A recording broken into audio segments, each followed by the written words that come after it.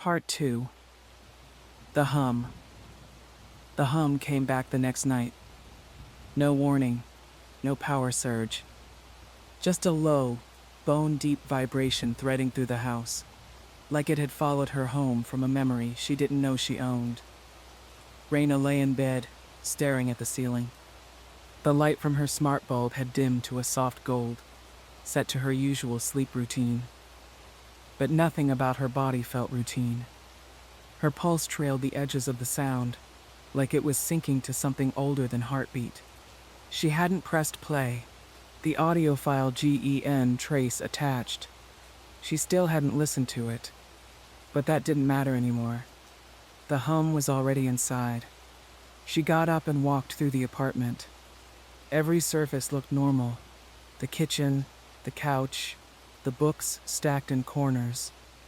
But the hum moved with her. Not louder, just closer. Like a second skin, like another set of lungs breathing beneath her own. Reina paused in the hallway and looked at her reflection in the framed mirror. For a moment, she didn't recognize her face. Her skin seemed translucent. Not pale, not sick, but thin, like memory showing through. She could see veins near her temples that hadn't been there yesterday. Faint blue branching patterns no, not veins, circuits. They pulsed once and faded. She closed her eyes. Okay, cool, not creepy at all, she whispered. Back in her room, she powered up her laptop and opened the GN Trace portal again. The error page flickered. The file now had a subtitle she hadn't noticed before. Subject: Alethea Green lineage error. Colonial-era migration records corrupted. Audio supplement. 1:31 minutes, spoken artifact transcription. Unknown speaker, Low Country dialect compassed. She hovered the cursor over the file. Her speakers crackled, even before she clicked. And then a voice emerged. You ain't lost, child. You just forgot where you got named. Reina froze. That wasn't text-to-speech. That wasn't artificial. That was a woman. Real breath, real rhythm, gula laced and low. The sound pressed into her chest, like a hand flattening over her sternum. And the hum, the constant low, vibrating hum, began to shape itself into something new. A song. Reina let the voice play. She didn't mean to. Her hand didn't move. Not really. But the file was open now. The audio unfolded in layered phrases, some distorted, others as clear as church bells. Not English exactly, but threaded with it. Gullah, coastal southern. Wounds in the language where words had been removed or buried. Alethea ain't never leave. Y'all left her. She waitin' on the blood to circle back, like it do. There were gaps of silence, then fragments, names, a date, April 12th, 1842, Cypress Hill, Anna, Martha, Elsie, Alethea. Reina felt dizzy.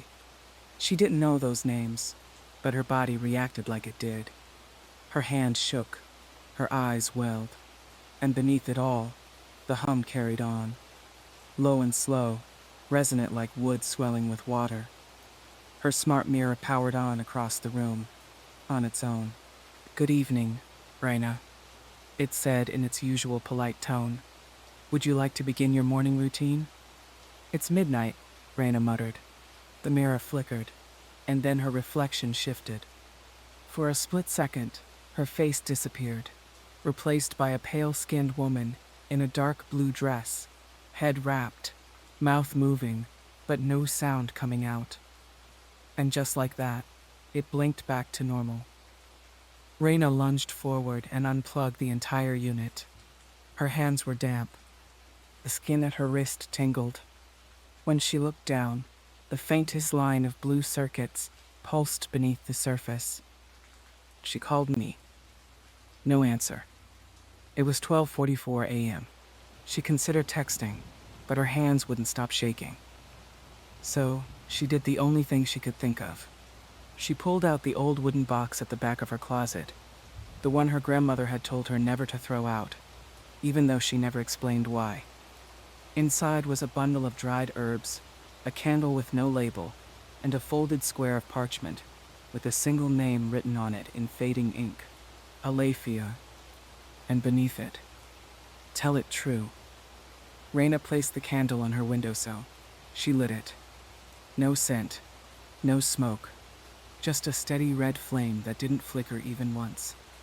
The hum grew louder, but it wasn't frightening anymore. It was familiar, not a haunting, a remembering.